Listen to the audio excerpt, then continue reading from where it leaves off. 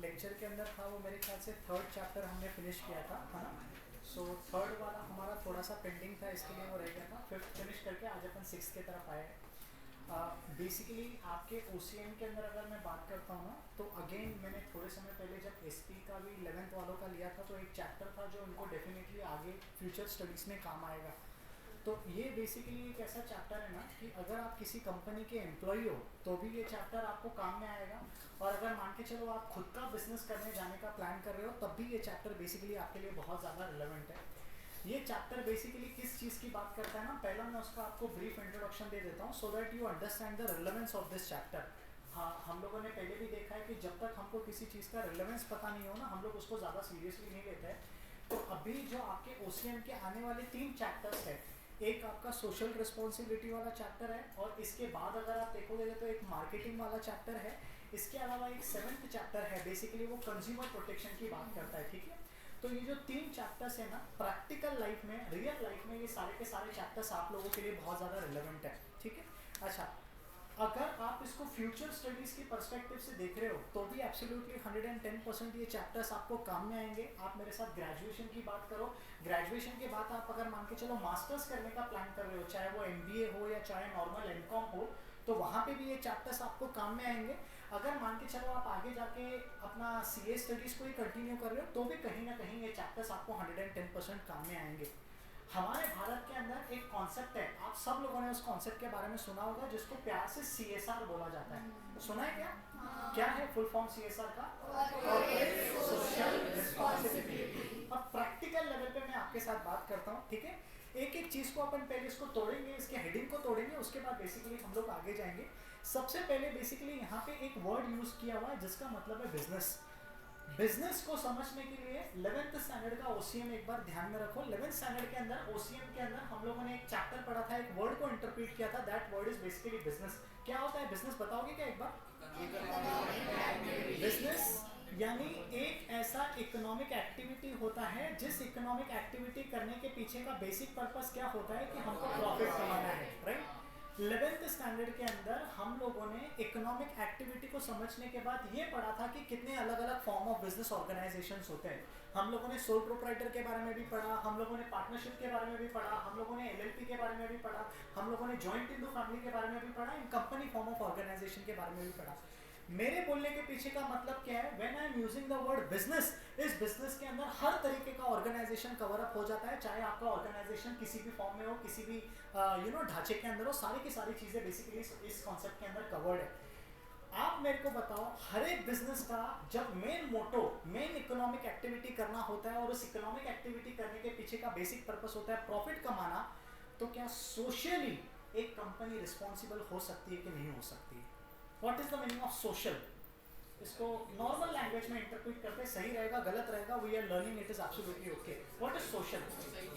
Society. अब मेरे को एक सिंपल सी बात बताओ, हमारी जो कंपनी है वो कहाँ पे ऑपरेट कर रही है? सोसाइटी में ऑपरेट कर रही है। देखा जाए तो हम भी सोसाइटी का एक हिस्सा है।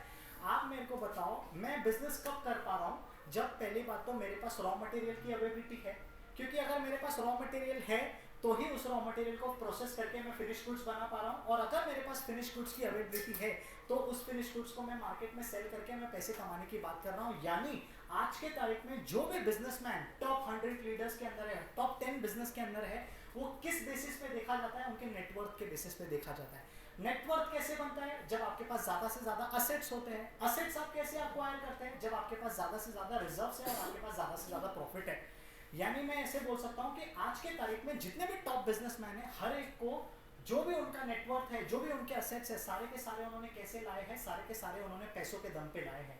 और ये पैसे कहां से आए उनके पास? उन्होंने कोई ना कोई तो बिजनेस एक्टिविटी की है।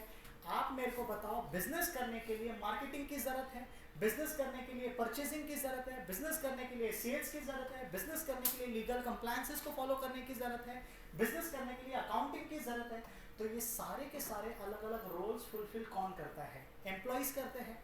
एम्प्लॉइज कौन है? अगेन सोसाइटी का एक हिस्सा है। आप मेरे को बताओ, ये एम्प्लॉइज लोग जब अपना हिस्सा कंट्रीब्यूट कर रहे हैं तब जाके एक कंपनी सेल कर रही है, तब जाके इनकम बन रहा है, और तब जाके प्रॉफिट बन रहा है, तब जाके आप टॉप 10 लीडर्स के अंदर आ रहे हो। मतलब बिना एम्प्लॉइज के और बिना कंज्यूमर्स के आप अपने बिजनेस को आगे लेके जाने का सोच ही नहीं सकते हो. So what is the basic intention, why they are calling it as a responsibility? क्योंकि अगर मैं एक कंपनी फॉर्म ऑफ ऑर्गेनाइजेशन हूँ, मैं एक सोल प्रोप्राइटर हूँ, मैं एक पार्टनरशिप हूँ, इन शॉर्ट मैं अगर एक बिजनेस हूँ, लोगों में से पैसा कमा रहा हूँ और खुद के पर्सनल नीड्स को सेटिस्फाई कर रहा हूँ, लोगों को एम्प्लॉयमेंट देने की बात कर रहा हूँ, तो this is only possible because I am getting a correct response from the consumer. अगर कंज्यूमर मेरे पास आके सामान नहीं खरीदेगा तो मैं फिनिश गुड्स बनाऊंगा ही क्यों? और जब तक मैं फिनिश गुड्स नहीं बनाऊंगा तो रॉ मटेरियल को परचेस करने का सवाल कहाँ से पैदा होता है? तो मैक को रॉ मटेरियल भी सोसाइटी देता है और मेरे से फिनिश गुड्स भी सोसाइटी परचेस करता है, और वही सोसाइटी के कुछ लोग मेरे पास एज ए एम्प्लॉय बन के आते हैं और उन्हीं एम्प्लॉयज़ के वजह से मैं मेरे कंपनी का कार्य आगे लेके जा पा रहा हूँ, और उनके ही कारण बेसिकली मैं आज क्या कर रहा हूँ, एक अच्छा खासा नेटवर्क करके एक अच्छी खासी पोजीशन पे पहुंच सकता हूँ. कहने से मुकेश अंबानी आज के तारीख में मुकेश अंबानी नहीं होता अगर सोसाइटी ने उसको साथ नहीं दिया होता. तो टाटा की अगर मैं आपके साथ बात करता हूँ, आज के तारीख में टाटा शायद टाटा नहीं होता अगर लोगों ने उसको साथ नहीं दिया होता. तो मैंने आपके साथ ये चीज़ें पहले भी डिस्कस की है. टाटा का हमेशा से एक चैरिटेबल पर्सपेक्टिव से एम रहा है. क्यों? क्योंकि टाटा को पता है कि यार जिस दिन से सोसाइटी ने मेरे को सपोर्ट करना बंद कर दिया ना, टाटा पूरी तरीके से खत्म हो जाएगा. और ये चीज़ रिलायंस को भी पता है, ये चीज़ एचडीएफसी को भी पता है. इसके लिए तो बेसिकली वो लोग चैरिटेबल पर्पस के लिए 1,000 करोड़ खर्चा कर रहे हैं. मेरे को एक बात बताओ, एचडीएफसी एक बैंक है, एक प्राइवेट बैंक है, और हर एक प्राइवेट बैंक का एक मकसद होता है कि मेरे को प्रॉफिट कमाना है, ज़्यादा से ज़्यादा पैसा कमाना है. ज़्यादा से ज़्यादा पैसा कमाने के चक्कर में उन्होंने 1,000 करोड़ रुपीस का चैरिटी किया है 2023 और 2024 में. 1,000 रुपीस का नहीं, 1,000 करोड़ का. इतना ज़्यादा वो लोग चैरिटी क्यों कर रहे हैं? क्योंकि उनको भी पता है कि जिस दिन में सोसाइटी ने मेरे को साथ देना बंद कर दिया ना, कि आज में जो मेरे टॉप परफॉर्मिंग मार्केट में हो, गिरने को अपने को एक आधा मिनट भी नहीं लगेगा. We need to understand. Vijay Mallya, जानते हो आप उसको? कौन सी कंपनी चलाता था बेसिकली? किंगफिशर. आप मेरे को बताओ, किंगफिशर नीचे आके गिरी क्यों गिरी? What was the reason? Because उनका जो ओनर था, उनका जो मेन पर्सन था, कहीं ना कहीं उनके आम कंज्यूमर के दिमाग में उसका पर्सन का स्पेसिफिक का जो इमेज था वो बहुत ज़्यादा नीचे गिर गया. इमेज नीचे गिरने के कारण क्या हो गया, उनका पूरा का पूरा कंपनी का सत्यानाश होने का तय हो गया था. राइट. इसके लिए ये लोग क्या बता रहे हैं कि अगर आप बिजनेस हो, आपको सोसाइटी सपोर्ट कर रहा है, आपको सोसाइटी एम्प्लॉय दे रहा है, आपको सोसाइटी इंफ्रास्ट्रक्चर दे रहा है, आपको सोसाइटी पैसा दे रहा है, तब जाके आप बिजनेस कर पा रहे हो. तो क्यों ना आपके प्रॉफिट का छोटा बहुत हिस्सा, सर ये छोटा बहुत मतलब आप कितना बताने की कोशिश कर रहे हो? Choice is completely yours. अगर आप चाहे तो 1% दे सकते हो, अगर आप चाहे तो 2% दे सकते हो, अगर आप चाहे तो 3% दे सकते हो, अगर आप चाहे तो 4% दे सकते हो, अगर आप चाहे तो 100 में से 50% भी अपना दे सकते हो. For your kind information, Tata के अंदर ऐसे ऐसे कंपनीज भी है जो अपना majority of the revenue, majority of the income Tata trust के हवाले कर देते हैं. एंड टाटा ट्रस्ट बेसिकली आपके और मेरे जैसे आम जनता के लिए क्या करता है? चैरिटेबल काम करता है, चैरिटेबल पर्पस करता है, रोड का कंस्ट्रक्शन करता है, सब कुछ करता है जहाँ पे भी उसको लगता है कि हमारे भारत की सरकार शॉर्टफॉल हो रही है. Are you understanding? मैं आपके साथ क्या बात करने की कोशिश कर रहा हूँ. सो बिजनेस के कुछ रिस्पॉन्सिबिलिटीज ऐसी भी होती है जिन रिस्पॉन्सिबिलिटीज को अगर आप फुलफिल नहीं करोगे तो लॉ की तरफ से तो आपको कोई परेशानी नहीं होगी, लेकिन मार्केट में आपको एग्जिस्टेंस नहीं दिया जाएगा, मार्केट में आपको संभाला नहीं जाएगा. द रिजल्ट ऑफ विच आपका बिजनेस एक सस्टेनेबल फॉर्म में काम नहीं कर पाएगा. अपने को ये चीज़ बहुत अच्छे से समझ लेनी चाहिए. डोमिनोज सुना है आप लोगों ने? मैंने आपके साथ पहले भी इसके बारे में बात की है कि रास्ते के जो पॉट होल्स है, रास्ते के पॉट होल्स को अंदर डांबर भरने की जिम्मेदारी डोमिनोज ने उठाई थी. Recently there was one initiative which was being taken by Domino's. Domino's ने क्या किया था, अब आप मेरे को ध्यान से बताना. आप में से हर एक लोग यहाँ पे गाड़ी चलाता है और हर एक लोग कभी ना कभी कोई ना कोई तो सिग्नल के ऊपर रुका होगा. आप मेरे को बताओ डोमिनोज ने इस चीज़ का कैसे फ़ायदा उठाया? उसने देखा कि हाँ यार यहाँ पे पॉट होल्स है. जैसे ही उन्होंने देखा यहाँ पे पॉट होल है, उन्होंने तुरंत क्या कर दिया, उसके ऊपर डांबर भरा. अच्छा, डांबर भरने के बाद उन्होंने अपना काम खत्म नहीं किया. उस जहाँ जहाँ पे उन्होंने डांबर भरा ना, वहाँ वहाँ पे उन्होंने अपना सिंबल चिपका दिया. अब आप सोचो, जैसे ही आप वहाँ पे खड़े हो, ट्रैफिक का सिग्नल लगा हुआ है, 90 सेकेंड्स का आपको वेटिंग पीरियड है. इट इज़ बट ऑब्वियस आप यहाँ वहाँ देखना स्टार्ट कर दोगे. तो जैसे ही आपने यहाँ वहाँ देखना स्टार्ट किया ना, तुरंत आपके वहाँ पे कलरफुल डिज़ाइन पे ध्यान गई. आप बोलते हो डोमिनोज कितना हमारा ख्याल रखता है, आज रात को डोमिनोज जाके खाऊंगा और फैमिली को खिलाऊंगा. कहना से एक खड्डा उन्होंने भरा और अपना वहाँ पे मार्केटिंग किया. वो मार्केटिंग का इम्पैक्ट आपके दिमाग में इतना ज़्यादा हुआ कि आप घर पे जाके तुरंत आपने उसको ऑर्डर कर दिया. अच्छा, घर जाके ऑर्डर करोगे तो एक पिज़्ज़ा तो नहीं करोगे, बट ऑफ से कजन्स हैं और जंगली कजन्स हैं, तो कम से कम 2 से 3 पिज़्ज़ा तो 100% घर पे आना बनता ही बनता है. अब एक दिन में उस खड्डे को, उसके ऊपर के डिजाइन को देखने वाले कम से कम 50 से 100 लोग तो होंगे। आप सोचो 100 into 3 is equals to 300 का sales only by putting the डांबर in that hole. So this is how the business see them as an opportunity we need to understand। अगर आप मेरे को 300 पिज्जा का पैसा कमा के दे रहे हो, उसमें से 10 पिज्जा अगर डोमिनोज ने डोनेट भी कर दिया, तो आप क्या सोचोगे, यार कितना अच्छा इंसान है, 10 पिज्जा डोनेट कर रहा है। अरे लेकिन वो 10 पिज्जा डोनेट करने का ताकत किसने दिया उसको? आपके और मेरे जैसे कंज्यूमर ने दिया। समझ में आ रहा है कि अपन क्या बात कर रहे हैं? तो what they are trying to say कि एवरी बिजनेस का मेन मोटो प्रॉफिट कमाना होता है। ये आपको भी पता है, ये मेरे को भी पता है। लेकिन अगर आपको मार्केट में कंटिन्यूस बेसिस पे सस्टेन करना है, तो आपको क्या करना पड़ेगा? चैरिटेबल काम करना पड़ेगा। सर कितना पैसा डालना है बिजनेस के अंदर, उसकी कोई लिमिट नहीं है, उसकी कोई हद नहीं है। हाँ, अगर आप कंपनी फॉर्म ऑफ ऑर्गेनाइजेशन हो ना, तो आपके लिए बेसिकली एक लिमिट रखी गई है, एक परसेंटेज रखी गई है, वो भी मिनिमम है। फॉर योर काइंड इन्फॉर्मेशन, ये जो CSR की आपने मेरे साथ बात किया, आपकी अगर कंपनी फॉर्म ऑफ ऑर्गेनाइजेशन है, तो 2% आपको अपने प्रॉफिट का क्या करना है? चैरिटेबल कॉज के लिए कम से कम खर्चा करना है, मिनिमम 2%। सर मैक्सिमम कितना हो सकता है? 100 का 100% दे दो, कोई दिक्कत की बात नहीं है। आप में से बहुत सारे ऐसे लोग होंगे जो बेसिकली थोड़ा सा स्पिरिचुअली अपने आप को मानते होंगे, या उनकी फैमिली बोलती होगी कि यार हम लोग सो एंड सो गॉड या गॉडेस को मानते हैं। आप जो भी चीज़ के ऊपर मानते हो ना, उनका भी हमेशा ऐसे कथन रहा है कि 100% का अगर आप 1/10 चैरिटी में लगाते हो, तो डेफिनेटली वो आपको बहुत फेवरफुल में आगे लाइफ में लेके जाती है। चाहे फॉर एग्जांपल अगर मैं अर्न कर रहा हूँ 1 लाख रुपीस का अर्निंग है, 2 लाख रुपीस का अर्निंग है, it is expected morally but not legally कि उसका 1/10% में लोगों के चैरिटी के लिए खर्चा करूँ। राइट? गरीब को खाना खिला सकते हैं, या कुछ भी XYZ अपन इवेंट कर सकते हैं, ताकि उनका भी फायदा हो और अपना भी फायदा हो। समझ में आ रहा है कि अपन क्या बात करने की कोशिश कर रहे हैं? सर ये रिस्पॉन्सिबिलिटी किसके प्रति है? सबसे पहले तो ये रिस्पॉन्सिबिलिटी ओनर्स के प्रति है। Who are owners? ओनर्स मतलब कौन? जिसने आपके कंपनी के अंदर इन्वेस्टमेंट किया है। आप मेरे को बताओ, ओनर्स का कंपनी के पास से या बिजनेस के पास से क्या एक्सपेक्टेशन रहेगा? As a owner, if I have invested lakhs of rupees in your organization, तो am I expecting profit from that organization? Yes. Profit कब होगा? जब बिजनेस होगा। बिजनेस कब होगा? जब सेल होगा। सेल कब होगा? जब मार्केट में नाम होगा। नाम कब होगा? जब आप चैरिटेबल काम करोगे।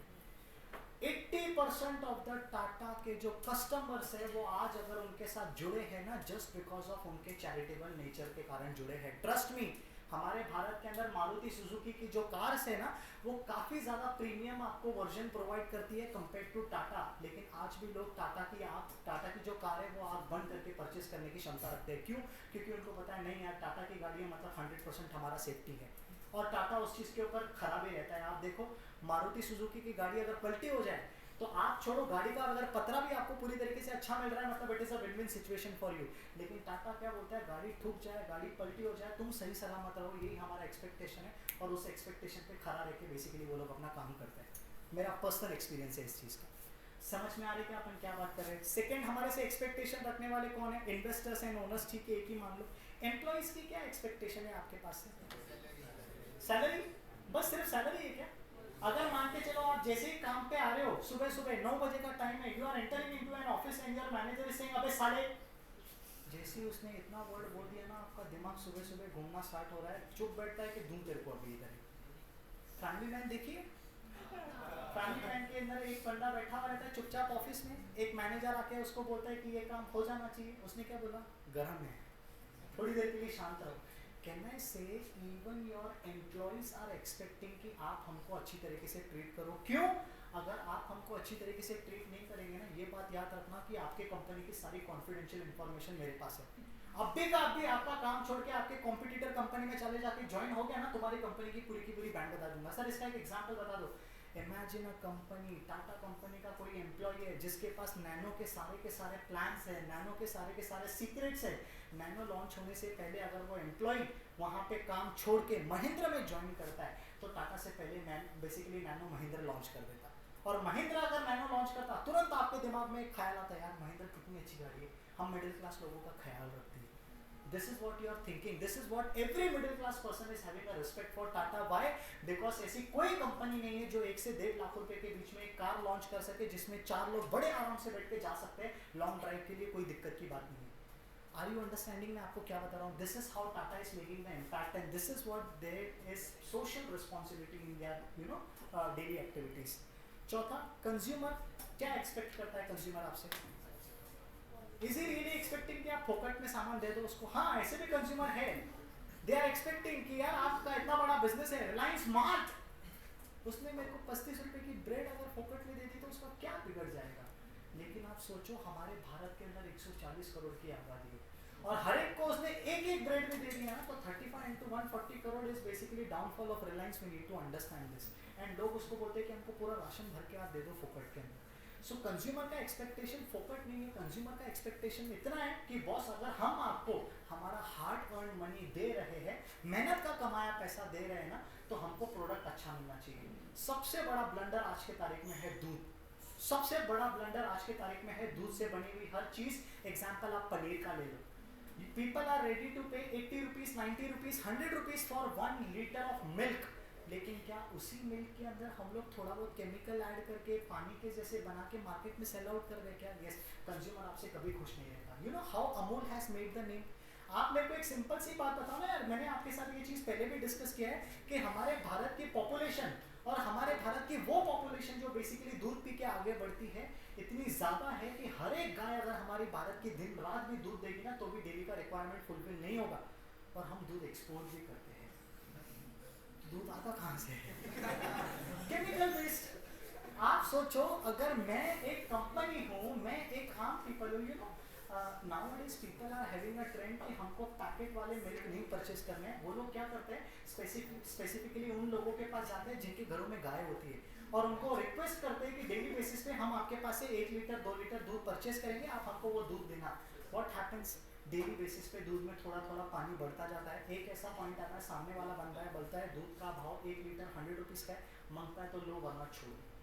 आप मेरे को बताओ क्या ये कस्टमर लॉयल्टी है? क्या बिजनेस लॉयल है? नहीं. तो बिजनेस अगर लॉयल नहीं है तो क्या कंज्यूमर उसको मार्केट में टिकने देगा? नहीं. मार्केट में एक बिजनेस कैसे टिक सकता है? प्रॉफिट्स के दम पे, कंज्यूमर के ट्रस्ट के दम पे. और ये दोनों चीजें अगर लूज हो गई ना, आपका बिजनेस का पूरी तरीके से सत्यानाश हो जाएगा. We need to understand this. समझ में आ रहा है क्या?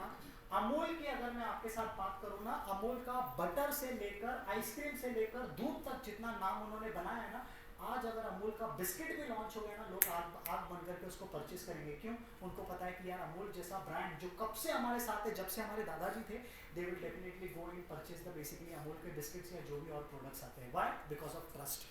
देश का नमक कौन सा है? मैंने तो आपको नाम नहीं बोला, ऑटोमेटिकली आपने बोला. क्या टाटा के अलावा और कोई देश में नमक बनता ही नहीं है क्या? बनता है. लेकिन देश का नमक बोलते ही आपके दिमाग में टाटा क्यों आया? This is the trust which Tata company has made. This shows कि टाटा कंपनी ने अपनी सोशल रिस्पॉन्सिबिलिटी को पूरी तरीके से निभाया. सर काय चाल रहा है? Are you understanding? Yes. What is next? Government. क्या एक्सपेक्टेशन है गवर्नमेंट? इनका एक्सपेक्टेशन पहली बात तो खत्म होता नहीं है. ठीक है. What are the expectations of government? Tax और हाँ सर थोड़ा गहराई में बात करेंगे और बताओ.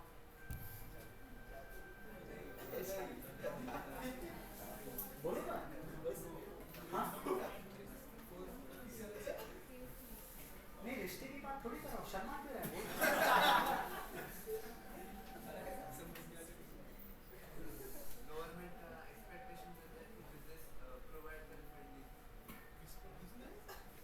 गवर्नमेंट का एक्सपेक्टेशन होता है कि बिजनेस फंडिंग प्रोवाइड करे. राइट? किसको फंडिंग प्रोवाइड करनी है सर?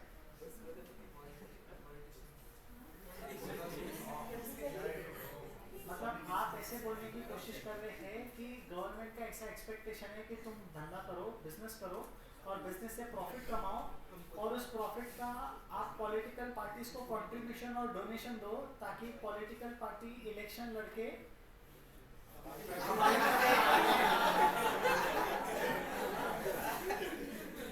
आप समझो. गवर्नमेंट की सबसे पहला एक्सपेक्टेशन हमारे पास से होती है कि आप प्रॉफिट कर रहे हो. अच्छा, प्रॉफिट कब करोगे? जब आप बिजनेस करोगे. आप हमारे भारत में लीगली बिजनेस कब कर सकते हो? जब आपके पास लाइसेंस है. तो सरकार क्या बोलती है कि आपको एज अ बिजनेस को हमारे पास से पहले तो लाइसेंस लेना है। क्यों?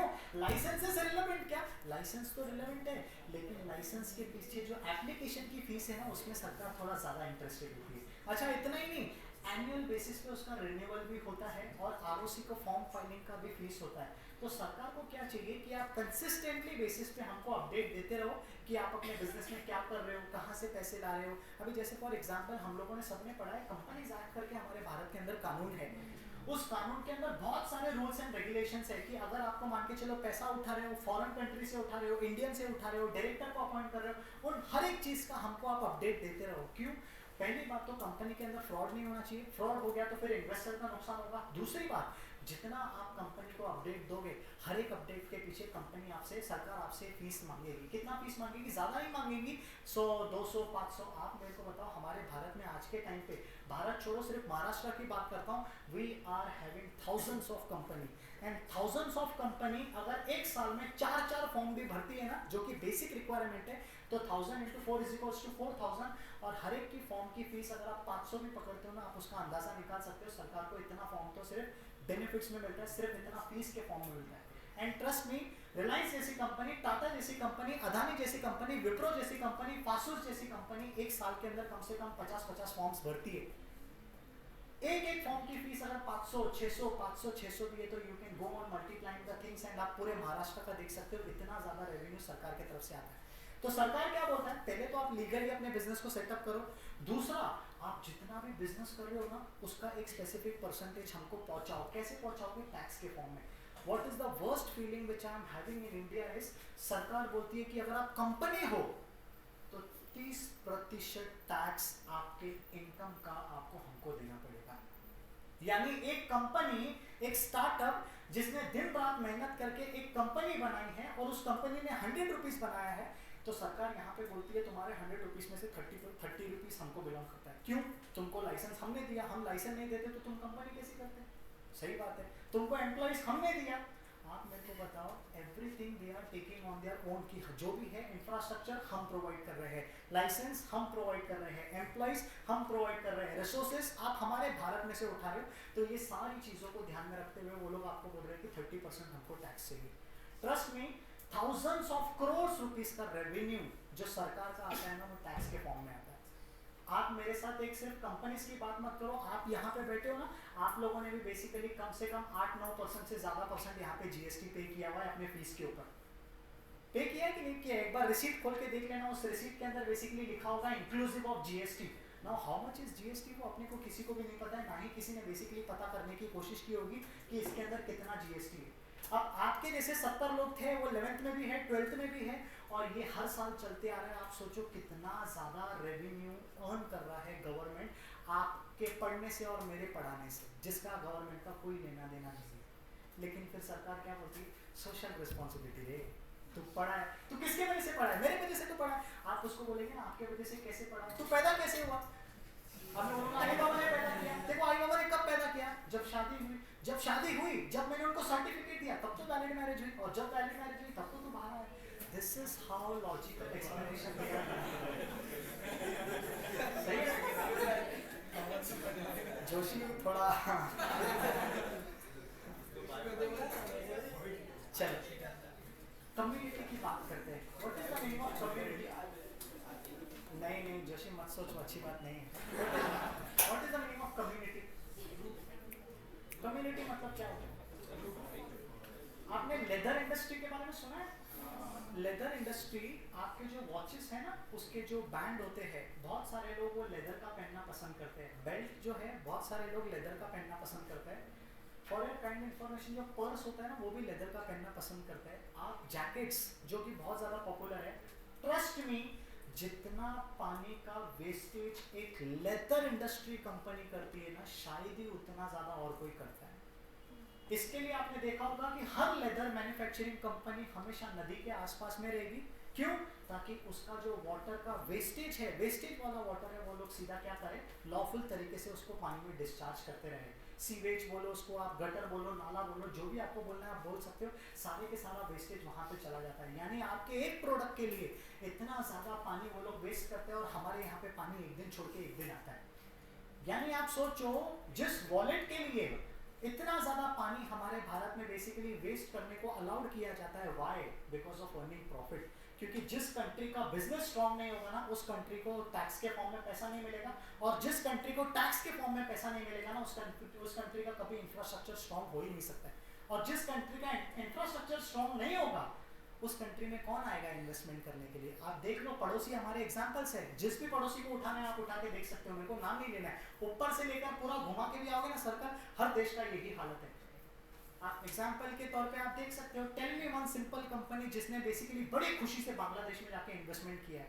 कोई बड़ी कंपनी नहीं है। Tell me one single company जिसने बेसिकली पाकिस्तान में जाके इन्वेस्टमेंट किया है। नहीं है। क्यों नहीं है? बेसिकली क्योंकि वो लोग क्या कर रहे हैं, उनकी जो कंट्री से उनको क्या कर रहे हैं, रिसोर्सेज नहीं प्रोवाइड कर रहे हैं, इंफ्रास्ट्रक्चर नहीं प्रोवाइड कर रहे हैं। यू नो, पाकिस्तान की अगर मैं आपके साथ एक बात करता हूँ ना, पाकिस्तान के अंदर देयर इज वन पार्ट जिसको बलूचिस्तान बोलते हैं। आपको पता है ये चीज़? बलूचिस्तान है और एक सिंधु देश है। तो ये कुछ एक दो चीज़ें हैं जहाँ से सारे के सारे पाकिस्तान के नेचुरल रिसोर्सेज वहाँ से आते हैं। अगर वो चीज़ पाकिस्तान से अलग हो गई ना, ट्रस्ट में कुछ नहीं बचेगा, कुछ भी नहीं बचेगा। लेकिन पाकिस्तान क्या करता है, वहाँ के सारे रिसोर्सेज को लाता है और इंटरनेशनल ग्लोबल लेवल पे बांटने को चालू करता है। इंटरनेशनल यूएस के साथ डीलिंग करेगा, रशिया के साथ डीलिंग करेगा, और खुद के घर पे आग लगी हुई पड़ी। We need to understand this. समझ रहे हैं कि अपन क्या डिस्कस कर रहे हैं? चलो बताओ, रिस्पॉन्सिबिलिटी किसके प्रति है? First responsibility is towards, first is towards, second is towards. Sir, owner और इन्वेस्टर में फर्क क्या है? हाँ, ओनर क्या करता है? इन्वेस्टमेंट करता है। इन्वेस्टर क्या करता है? इन्वेस्टमेंट करता है। फिर दो अलग अलग क्यों दिए हैं? हाँ सर, ओनर प्रमोट करता है। सर मेरे को एक सिंपल सी बात बताओ, मान के चलो अगर मैं कोई भी बिजनेस ओपन कर रहा हूँ, अच्छा बोर्ड का को फाउंडर कौन है बता सकते हो क्या? लेंसकार्ट का? आपको लगता है इन लोगों ने अपने ब्रांड के अंदर पैसा नहीं डाला होगा? डाला होगा। आज ये लोग बिजनेस को ओन करते हैं, लेकिन क्या इन लोगों ने बिजनेस के अंदर पैसा भी डाला है? तो they are owner, they are investor as well. Then what is the difference between owner and investor? दो अलग अलग लोग क्यों आ रहे हैं यहाँ पे बीच में? अंडरस्टैंड, बिजनेस में जो कैपिटल होता है, what is capital? All the money which is invested in business. ये दो तरीके के होते हैं, एक ओन्ड कैपिटल होता है, एक बोरोड कैपिटल होता है। तो जो ओन्ड कैपिटल वाला होता है ना, जिसने आपने सुना होगा कि equity share and preference share होता है, equity share and preference share के होल्डर्स को यहाँ पे ओनर्स बोला जाता है, जबकि डिबेंचर्स, बॉन्ड्स और डेट डिपॉजिट्स के केस में इनको इन्वेस्टर्स बोला जाता है। क्यों?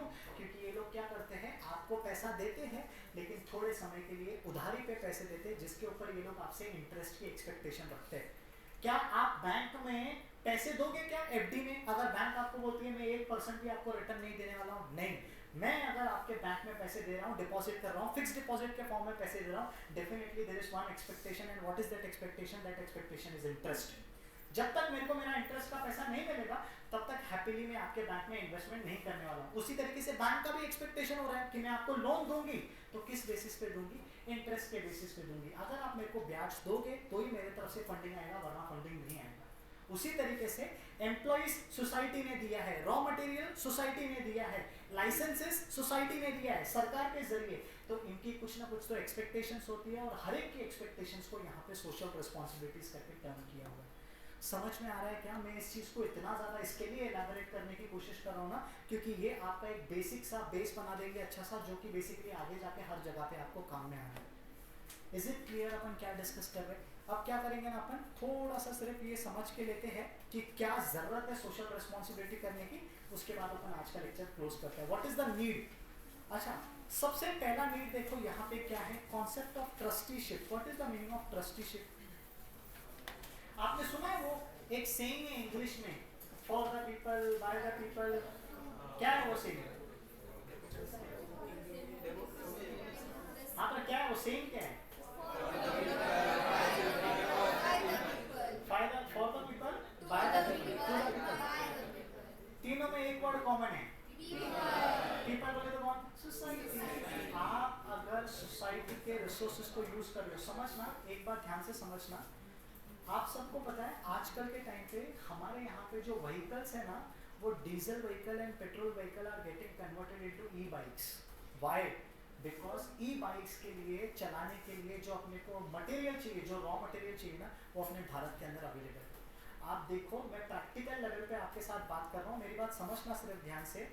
हमारे भारत में जितनी भी अच्छी गाड़ी क्यों नहीं बनती है, चाहे वो इंपोर्ट क्यों नहीं होती है, उसका बेसिक रिक्वायरमेंट है पेट्रोल एंड डीजल। अगर आप उसको पेट्रोल एंड डीजल नहीं देंगे तो वो गाड़ी चल नहीं पाएगी। और हमारे भारत में पेट्रोल एंड डीजल कहाँ पे आता है समझना। एक तो हमको रशिया सपोर्ट करती है, दूसरा हमको ईरान सपोर्ट करता है, तीसरा हमको सऊदी अरेबिया सपोर्ट करता है। समझना मेरी बात। रिसेंटली थोड़ा समय पहले सऊदी अरेबिया का एक स्टेटमेंट आया है कि अगर आपने या किसी भी देश ने पाकिस्तान के ऊपर हमला किया तो हम ऐसे मानेंगे कि ये हमला पाकिस्तान के ऊपर नहीं बल्कि हमारे ऊपर हुआ है। आप समझना मेरी बात, मैं आपको क्या बताने की कोशिश कर रहा हूँ। As a India, are we having a good terms with Pakistan? No. If we are not having a good terms with Pakistan, automatically Pakistan के साथ साथ हमारा सऊदी अरेबिया के साथ रिलेशन खराब हो रहा है क्या? Yes, this is point number 1। Point number 2, आपको पता होगा कि रिसेंटली ईरान और इजराइल के बीच में वॉर हुआ था। ईरान और इजराइल के बीच में वॉर हुआ था। इजराइल ने जब अटैक किया था ईरान को, तो ईरान का 110% ऐसे कॉन्फिडेंस था, ऐसा ट्रस्ट था कि भारत मेरे साथ आके खड़ा होगा। क्या भारत वहां पे जाके खड़ा हुआ? नहीं खड़ा हुआ। सो हमारा सेकेंड ऑयल भेजने वाला जो कंपनी है ना, वो हमको कभी भी धोखा दे सकता है। बचा कौन? तीसरा, रशिया। रिसेंटली एक न्यूज आ रहा है कि रशिया ने पाकिस्तान के साथ डिफेंस की डील की है। रशिया ने पाकिस्तान के साथ डिफेंस की डील की है, और पाकिस्तान जितने भी डिफेंस के इक्विपमेंट है वो सिर्फ हमारे ऊपर ही प्रयोग करता है, उसके पास और कुछ है भी नहीं। और वो किसी कंट्री के साथ खिलवाड़ कर भी नहीं सकता है, क्योंकि किसी और कंट्री के साथ अगर खिलवाड़ किया ना तो मैप में थोड़ा सा चेंजेस हो जाएगा। We need to understand this. आप मेरे को सिंपल सी बात बताओ, हमारे पास 3 ऑयल सेंडिंग वाले कंट्रीज है, और तीनों ऑयल सेंडिंग वाले कंट्रीज के साथ अगर हमारे टर्म्स बिगड़ गए तो क्या अपना भारत हॉल्ट पे आ जाएगा? बड़े से बड़ा जनरेटर ले लो, आज के तारीख में डीजल के ऊपर चलता है, कहाँ से रहेगा? अगर फ्यूल ही नहीं होगा तो हमारा भारत चलेगा कैसे? भारत चलेगा नहीं तो पूरा का पूरा जो हम बड़ी बड़ी इकोनॉमी की बात कर रहे हैं ना, अमृत काल की बात कर रहे हैं, मेक इन इंडिया की बात कर रहे हैं, मेक इन इंडिया की बात कर रहे हैं, स्टार्टअप की बात कर रहे हैं, स्टैंडअप की बात कर रहे हैं, ये सारे के सारा का जो बेसिक है वही बंद हो जाएगा, तो आपका सबका सब सीन फ्लॉप होता जाएगा। We need to understand. इसके लिए what we are doing, we are switching to e bikes, we are switching to e car. क्यों? क्योंकि ई कार चलाने के लिए बैटरी की जरूरत है, और बैटरी को बनाने के लिए जो कंपोनेंट चाहिए वो हमारे भारत के पास है। आपने सुना होगा सोलर एनर्जी। सोलर एनर्जी क्या है? हमारे भारत डायरेक्टली हम लोग सन से ले सकते हैं। इसके अलावा बाकी जितनी भी चीज़ें चाहिए जो एक बैटरी बनाने के लिए चाहिए ना, उसके रिजर्व्स हमारे भारत के पास बहुत ज़्यादा सफिशिएंट है, यानी किसी कंट्री के ऊपर डिपेंडेंसी नहीं रखना है। ट्रस्टीशिप, हमारी भारत की चीज़ें हैं, भारत के रॉ मटेरियल्स हैं, भारत के लोग हैं, इनको आपको प्रोटेक्ट करके चलना है, क्योंकि अगर ये लोग फॉरेन कंट्री में चले गए ना, हमारे भारत का जो ग्रोथ है वो वहीं पे हॉल्ट हो जाएगा, रुक जाएगा। समझ रहा है क्या मैं आपके साथ क्या बात कर रहा हूँ? सेकंड देखो यहाँ पे क्या है, changing expectations of society. What is the meaning of expectation? Society की एक्सपेक्टेशंस क्या है? वेलफेयर। एग्जाम्पल, आप मेरे को बताओ, जिस भी विलेज में मैं जाके अपनी फैक्ट्री ओपन करूंगा, आपने भोपाल गैस ट्रेजेडी के बारे में सुना है? भोपाल गैस ट्रेजेडी के अंदर ना बहुत सारा गैस लीकेज हुआ था, और जहां पे लीकेज हुआ था ना, उस पूरी के पूरी एरिया में आज भी जब कोई इंसान पैदा होता है ना, वो कुछ ना कुछ तो डिफेक्ट के साथ पैदा होता है आज भी। Will the company be happy with your operation if these are the things which society is getting from you? अब मान के चलते हैं हमारे भारत के अंदर क्लाइमेट चेंज, आपने सुना होगा ओजोन पिघल रहा है, ये बर्फ पिघल रहा है, वो बर्फ पिघल रहा है। आप बोलोगे हम महाराष्ट्र में रहते हैं, बर्फ किधर पिघल रहा है, बाढ़ कहाँ पे आ रहा है? Why this is happening? Himachal की आप मेरे साथ बात करो, पंजाब की आप मेरे साथ बात करो, लाखों करोड़ों घर पानी के अंदर डूब चुके। Why? Because of floods. Floods क्या नॉर्मल सिचुएशन में होते हैं? नहीं, कहीं ना कहीं आपने पोल्यूशन किया है, और उस पोल्यूशन के कारण बर्फ पिघला है, और वो बर्फ है जो नीचे आके क्या कर रहा है, आपके और मेरे जैसे लोगों के घरों को तबाह करने की कोशिश कर रहा है। अर्थक्वेक सुना आप लोगों ने? हम लोगों ने किनारा हिल्स पे भी एक अटैक किया था ऑपरेशन सिंदूर के टाइम पे, जहां पे ऐसे वायरल न्यूज आया था कि हमारा जो न्यूक्लियर है वो लीक होना स्टार्ट हो गया है।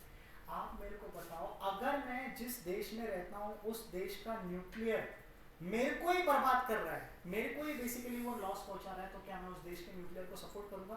न्यूक्लियर छोड़ो, सबसे पहले तो वो न्यूक्लियर लाने वाले बंदे को मैं परेशान करूंगा।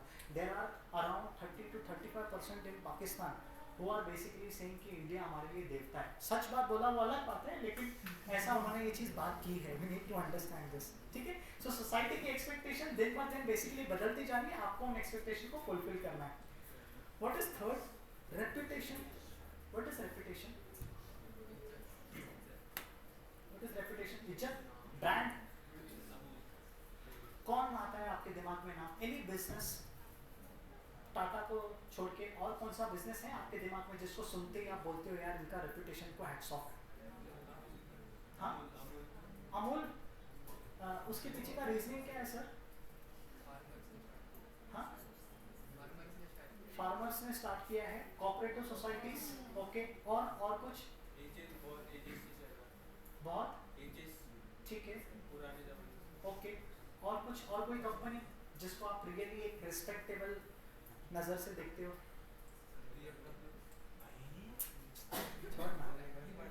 You are talking about top 1 and 2% crowd. You are ignoring the 98%. मैं बाकी 98 की बात कर रहा हूँ.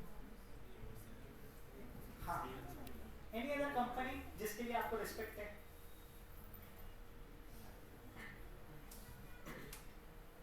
Not even a single company है.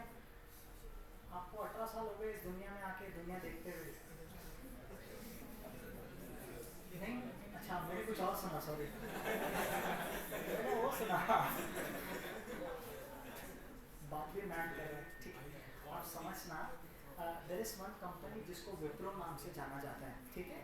आपको एक चीज़ बताऊं, जब कोविड आया था ना, तो कोविड के टाइम पे हिंजेवरी में जो विप्रो की कंपनी है, उनके पूरे के पूरे कैंपस को उन्होंने हॉस्पिटल में कन्वर्ट कर दिया था. उन्होंने क्या बोला कि मेरा जो एम्प्लॉय है और मेरे जो एम्प्लॉय की फैमिली है, उसकी फैमिली को किधर भी बाहर भटकने की जरूरत नहीं है. तुम लोग फटाफट, अगर तुमको लगता है कि कोविड जैसी बीमारी तुम्हारे फैमिली में फैल गई है, तुरंत आप हमारे कंपनी के अंदर आ जाओ. डॉक्टर्स, इलाज, अकोमोडेशन सब हमारे तरफ से आपको मिल जाएगा. आपको चिंता करने की जरूरत नहीं है. So this is the respect which you are getting. और ये रिस्पेक्ट आपको कब मिलती है? जब बेसिकली आप सोसाइटी के लिए कुछ करते हो, वरना ये रिस्पेक्ट इजीली हाथ में नहीं आती है. Right. What is number 1 concept of trusteeship? क्या है नंबर 1? क्या है number 1? Concept of trusteeship. What is number 2? Society की एक्सपेक्टेशन हमेशा आपके पास से चेंज होगी. मैं सोसाइटी की क्यों बात करूं, मैं लोगों की भी बात करता हूं आपके साथ. यू सी, आज अगर आप इस एज में हो तो आपके मॉम डैड की, आपके पेरेंट्स की ये एक्सपेक्टेशन है कि आप अच्छे से पढ़ो. जब आप थोड़ा सा एक स्टेप और ऊपर जाओगे तो आपके पेरेंट्स की एक्सपेक्टेशन होगी कि आप अच्छा खासा पैसा कमाओ. जब आप थोड़े से और एज में बड़े हो जाएंगे तो उनकी एक्सपेक्टेशन होगी कि आप उनका ख्याल रखो. कहना है सीधे, आप पेरेंट्स का और बच्चों का एक्सपेक्टेशन जब चेंज हो रहा है तो क्या कंपनीज और उनके लोगों का एक्सपेक्टेशन चेंज नहीं होगा? It is very much but obvious. Right. What is number 3? Reputation का मतलब यहाँ पे क्या है? ब्रांड. नेक्स्ट देखो क्या बता रहा है. Protection of environment. एनवायरनमेंट को कैसे प्रोटेक्ट कर सकते हैं? ट्री प्लांटेशन, है ना. हमारे भारत के अंदर एक कंपनी है, उसका नाम शायद अर्बन सीड कुछ तो ऐसा है. उनका ऐसा कहना है कि हम लोग फ्री ऑफ कॉस्ट, कंपनी है कि वो चैरिटेबल काम कर सकती है. उनका ऐसा मानना है कि एवरी 10 मिनट्स के अंदर हम लोग एक प्लांट लगाते हैं. Every 10 minutes. जैसे कि फॉर एग्जांपल 1 घंटे के अंदर 10 मिनट्स के स्लॉट 6 आते हैं, तो उनका कहना है कि 1 घंटे के अंदर हम लोग 6 प्लांट्स लगाए एंड 24 घंटे है. तो आप सोचो 24 इंटू 365, और 1 घंटे के अंदर 6 लग रहा है, तो 24 घंटे के अंदर कितना लगेगा, और इंटू 365 डेज के अंदर कितना लगेगा. This is what they are trying to say कि we are doing this for purpose of environment. क्यों? क्योंकि अगर ज़्यादा से ज़्यादा बेसिकली हम लोग ट्री प्लांटेशन करेंगे तो ऑटोमेटिकली जो राइजिंग टेम्परेचर है वो थोड़े से कम होंगे. You know what is the highest temperature in Maharashtra? 47, 48 तो हम लोगों ने देखा होगा समर्स के अंदर. राजस्थान में, पंजाब के अंदर, एनीवन इफ यू हैव कितना? 52. और कुछ हाईएस्ट सुना है आपने? कौन है क्या राजस्थान पंजाब से? कितना है सर वहाँ पे? कोई तो होगा ना. 50 प्लस है. अरे मैं आपको बात कर रहा हूँ, नागपुर में इतना ज़्यादा चला जाता है ना टेम्परेचर. आपने को राजस्थान के तरफ जाने से पहले नागपुर पहुँच जाएंगे. नागपुर में इतना ज़्यादा टेम्परेचर हो रहा है. वाई? बिकॉज कहीं ना कहीं हमारा जो ट्री प्लांटेशन है ना, ट्री का सपोर्ट हमको मिलना बंद हो गया. This is the reason why tree the temperature are rising. ठीक है. फिफ्थ वन देखो यहाँ पे optimum utilisation of resources. What is optimum utilisation of resources? Example बता सकते हो क्या इसका? Optimum utilisation of resources. What is resources? Water. Example मैंने आपको एक जापान का एग्जांपल बताया था क्या? जापान के अंदर क्या हो रहा है? वो जो कमोड है, कमोड के ऊपर जो छोटा सा टैंक लगा हुआ रहता है ना, उसी पानी को 3-4 बार ये लोग यूज करने का बात कर रहे हैं. यू नो रिसेंटली एक न्यूज देखा था मैंने जहाँ पे जापान के अंदर फ्लड्स आए थे और वो फ्लड्स के तहत जो पानी बाहर बह रहा था ना, वो हमारे यहाँ से पीने के पानी से ज्यादा क्लियर था. हमारे यहाँ पे फ्लड आता है तो पता नहीं लोगों के क्या क्या चीजें बाहर आके खड़ी हो जाती है. Why this is happening? Because कहीं ना कहीं we are not using the resources properly. If we start using the resources properly, automatically the things will go in favor. इसका example अगर मैं आपके साथ बात करता हूँ ना, there was one research which was being conducted by one NGO. उन्होंने क्या किया, एक दिन शायद वो दिल्ली के अंदर हुआ था, सारे के सारे सिग्नल पे जितने भी लोग हैं सबको रुकाया और सबको गाड़ी में से बाहर निकाला. It was, you know, the estimate was made कि करीब 50 गाड़ियाँ रोकी गई थी और 50 गाड़ियों के साथ सिर्फ 70 लोग थे. और उन्होंने फिर एक बस में बिठाया उन्हीं 70 लोगों को और उन्होंने बताया you can see the consequences which we are giving on the society, right. जहाँ पे 70 लोग थे और 50 गाड़ियों के अंदर ट्रैवल कर रहे हैं, वहाँ पे अगर आप एक बस में ट्रैवल करोगे तो ऑटोमेटिकली कितना पॉल्यूशन अपना कम हो सकता है, आप इस चीज़ का अंदाजा लगा सकते हो. मेट्रो अपने पुणे के अंदर आने का बहुत बड़ा फायदा है, जिसमें से पहला फायदा basically we are saving the environment. क्यों? मेट्रो के अंदर करीब एक टाइम पे कितने लोग ट्रैवल करते होंगे आपके हिसाब से?